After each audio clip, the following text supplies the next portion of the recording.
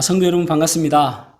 오늘 교리 성경 공부 세 번째 시간입니다. 이 시간 잠시 기도하시겠습니다. 하나님 아버지 감사합니다. 오늘 또 저희들이 영상으로나마 하나님 말씀을 배우기를 원합니다. 잘 배우게 하여 주시옵소서. 지혜롭게 하시고 잘 깨닫게 하여 주심으로 인하여 올바른 믿음으로 저희들이 살아가는 복된 삶 살 수 있도록 도와주시옵소서. 오늘도 영상으로 공부하는 모든 성도들을 하나님께서 축복하여 주시옵소서. 감사드리며 예수님 이름으로 기도합나이다. 아멘. 오늘은 정경에 대해서 보도록 하겠습니다. 정경이라고 하면은 캐논이라고 이야기하는데, 캐논은 헬라어 카논에서 나왔습니다. 카논의 뜻은 측량하는 갈대, 막대기, 자, 척도, 표준, 기본, 그런 뜻을 가지고 있습니다. 그러니까 정경이라는 말은 기본이 되는 성경 66권, 그러한 뜻을 가지고 있습니다.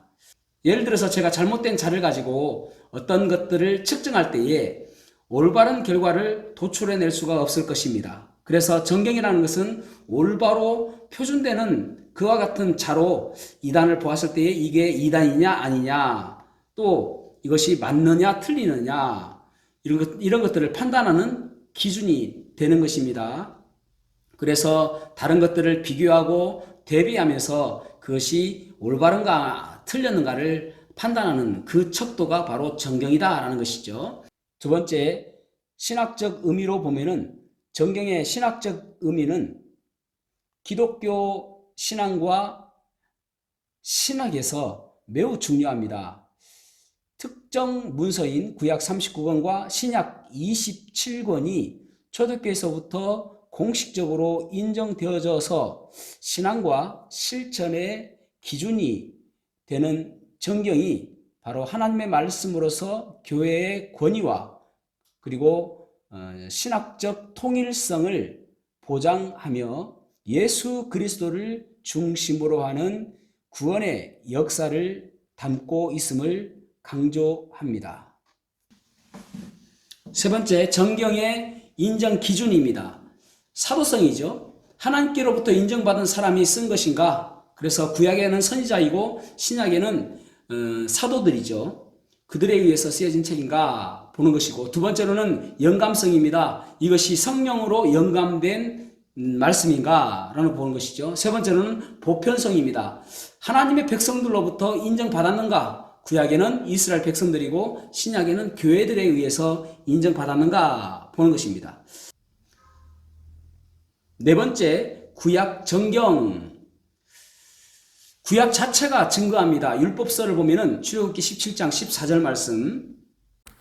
여호와께서 모세에게 이르시되 이것을 책에 기록하여 기념하게 하고 여호수아의 귀에 외워 들리라. 내가 아말렉을 없이하여 천하에서 기억도 못하게 하리라. 여호와께서 모세에게 이르시되 라고 말씀하고 있습니다. 이 말씀은 여호와께서 말씀하셨다라는 것을 말씀하고 있죠. 그 다음에 여호수아 1장 7절에서 8절 말씀. 오직 강하고 극히 담대하여 나의 종 모세가 내게 명령한 그 율법을 다 지켜 행하고 우로나 좌로나 치우치지 말라. 그리하면 어디로 가든지 형통하리니 이 율법책을 내 입에서 떠나지 말게 하며 주야로 그것을 묵상하여 그 안에 기록된 대로 다 지켜 행하라. 그리하면 내 길이 평탄하게 될 것이며 내가 형통하리라. 이 율법책을 내 입에서 떠나지 말게 하며 주야로 그것을 묵상하여 그 가운데 기록한 대로 다 지켜 행하라. 그리하면 내 길이 평탄하게 될 것이라. 내가 형통하리라 말씀하고 있습니다. 이 율법책, 이것이 하나님의 말씀임을 인정하고 있는 것입니다. 그리고 선지자들에 의해서 증언하고 있습니다. 열왕기상 16장 34절 말씀. 그 시대에 베델 사람 히엘이 여리고를 건축하였는데 그가 그 터를 쌓을 때에 맏아들 아비람을 잃었고 그 성문을 세울 때에 막내 아들 스굽을 잃었으니 여호와께서 눈의 아들 여호수아를 통하여 하신 말씀과 같이 되었더라.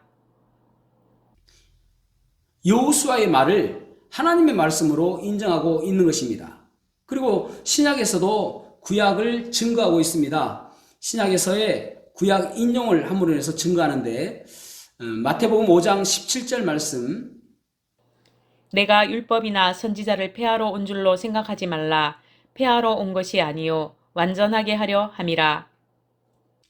율법과 선지자들의 이 말씀은 구약 성경 전체를 가르치는 것입니다. 그 다음에 이제 외경과 위경을 보겠습니다.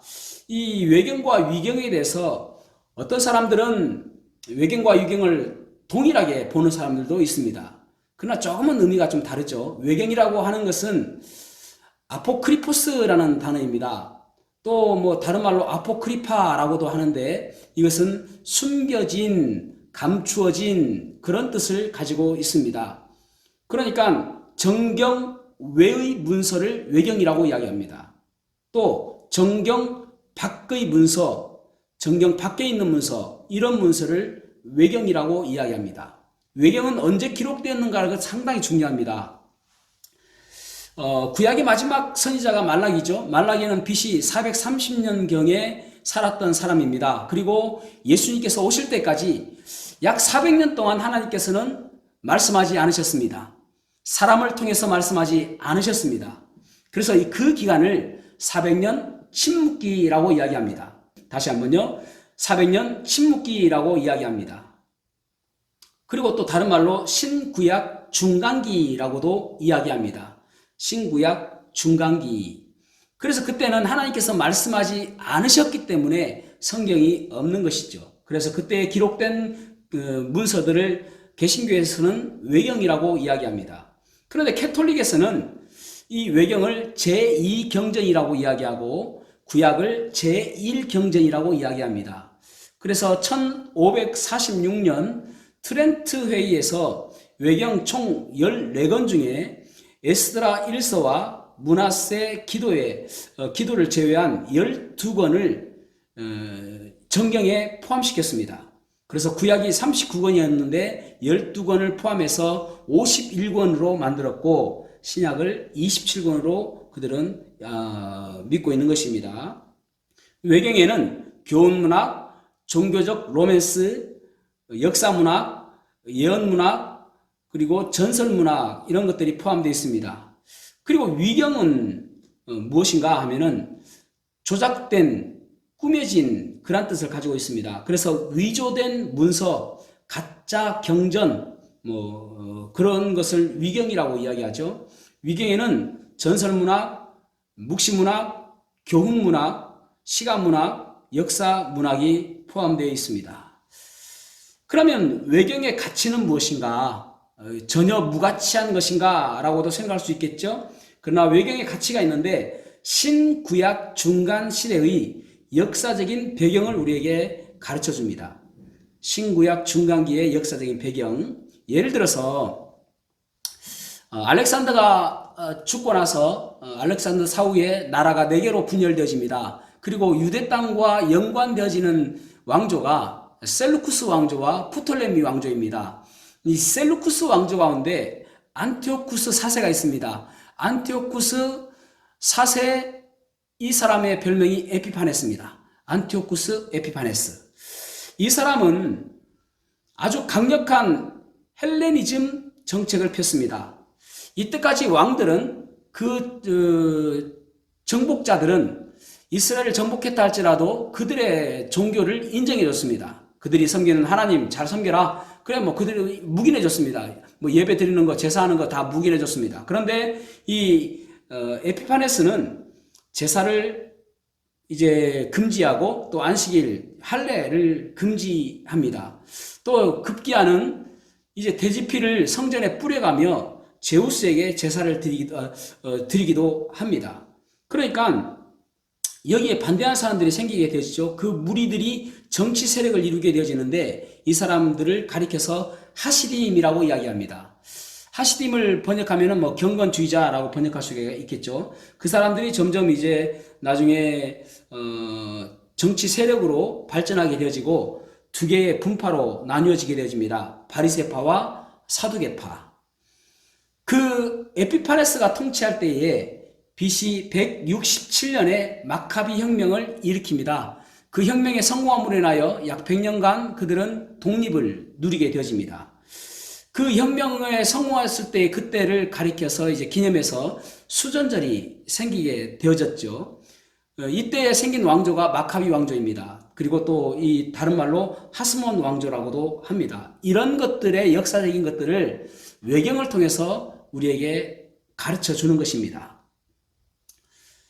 그렇지만 우리가 외경을 배격하는 이유가 무엇인가? 외경을 정경으로 인정하지 않는 이유가 무엇인가 보면은 첫 번째로는 정경으로 인정받은 결정적인 증거가 없다라는 것입니다. 초대교회 성도들에게 정경으로 인정받은 결정적인 증거가 없다. 두 번째로는 유대인들과 초대교회에 의해서 특정한 부분만 현재의 구약 39권과 신약 27권 정경으로 인정했다는 것입니다. 그러니까 수많은 문서가 있죠. 그 가운데 구약 39권과 신약 27권만 그들은 정경으로 인정했다는 것입니다. 그 다음에 세 번째로는 내용이 진리라는 증거가 없다는 것이죠. 그 다음에 네 번째로는 스스로 하나님의 말씀이라고 주장한 적이 없다는 것입니다. 여호와께서 말씀하시되 여호와께서 말씀하시기를 그런 말씀이 없기 때문에 하나님의 말씀으로 우리는 받아들이지 않는 것입니다. 다섯 번째로는 사람을 변화시키는 역동적 성격을 가지고 있지 않다라는 것입니다. 성경적이지도 않고 또 부도덕한 내용들이 포함되어 있습니다. 정말 중요한 것은 여섯 번째로는 천주교가 수용하고 있지만은 그 배경이 의심스럽고 또 특별히 자신들의 교리를 합리화하기 위해서 그 제2경전이라고 하는 외경을 받아들인 것입니다.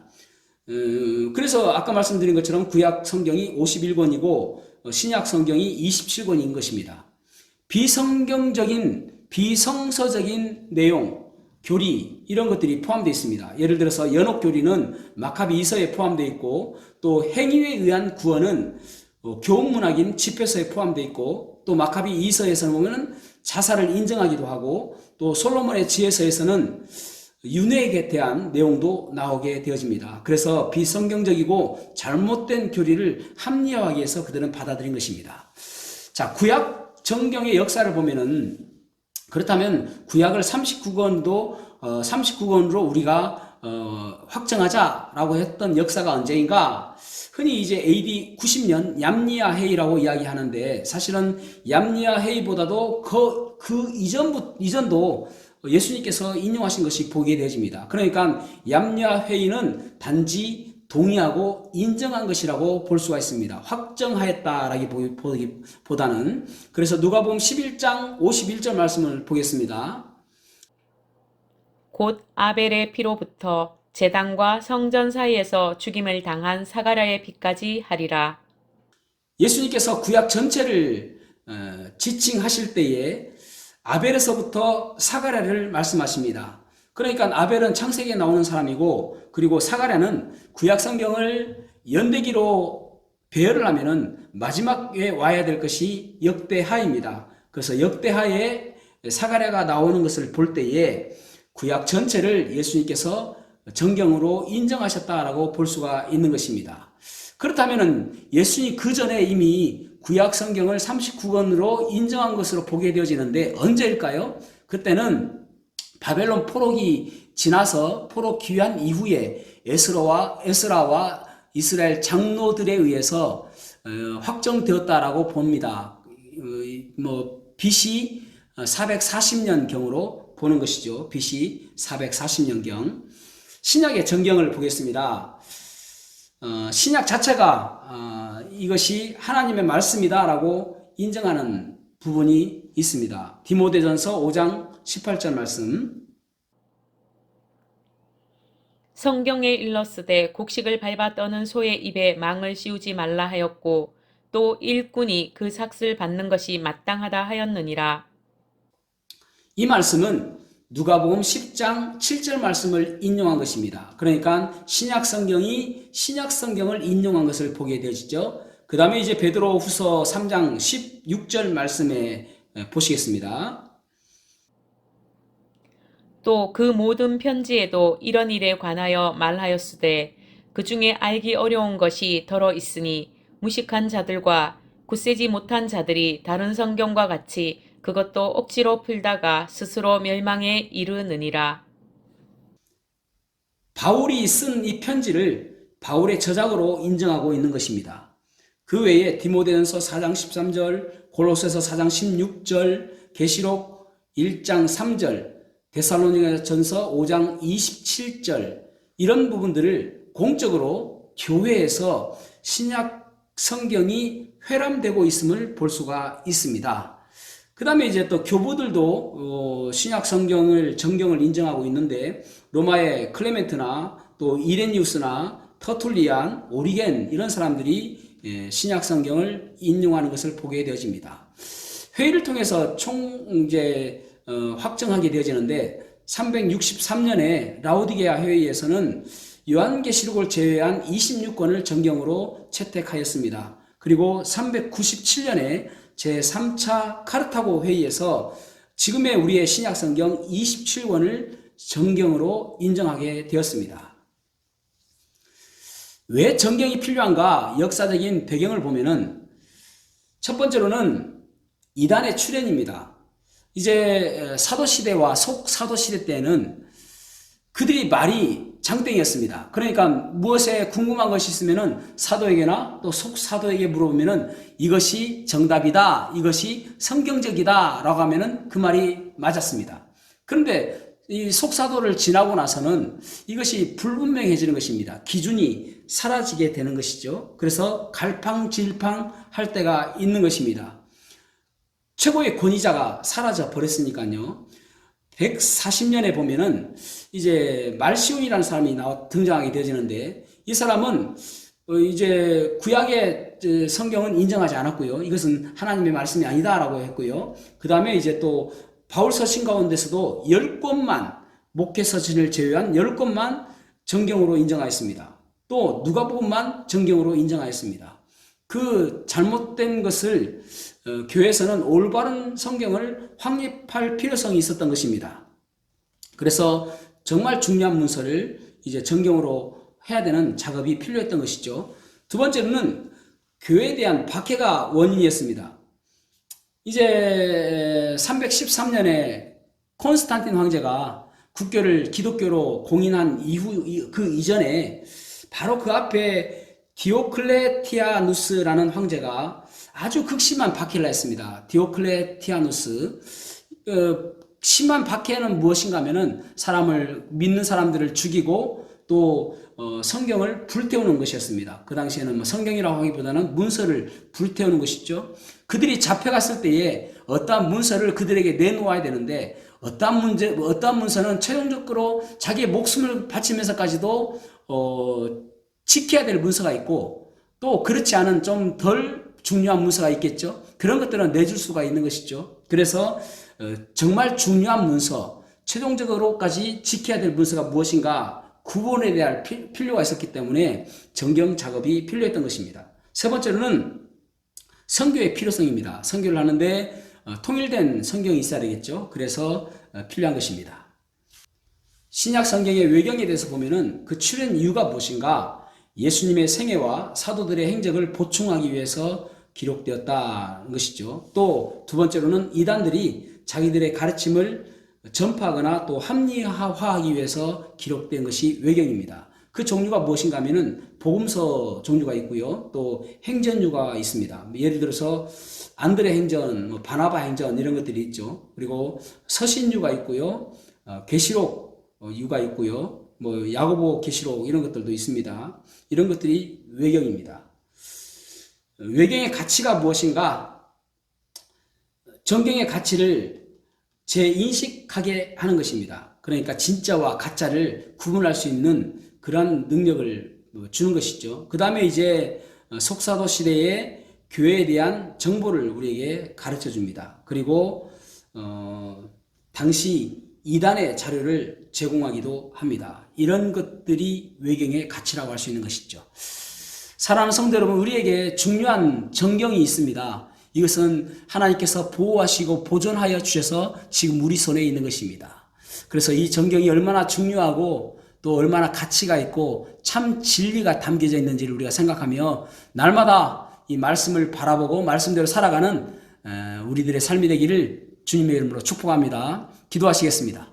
하나님 아버지 감사합니다. 오늘 정경에 대해서 보았습니다. 정경과 외경과 위경에 대해서 보았는데 그 모든 가짜들을 다 정리하고 정경만이 우리에게 남겨주심을 감사를 드립니다. 그래서 이 성경을 귀하게 여기고 말씀을 믿고 말씀을 읽고 말씀대로 살아가는 저희들의 삶이 될 수 있도록 도와주시옵소서. 감사드리며 예수님 이름으로 기도합나이다. 아멘.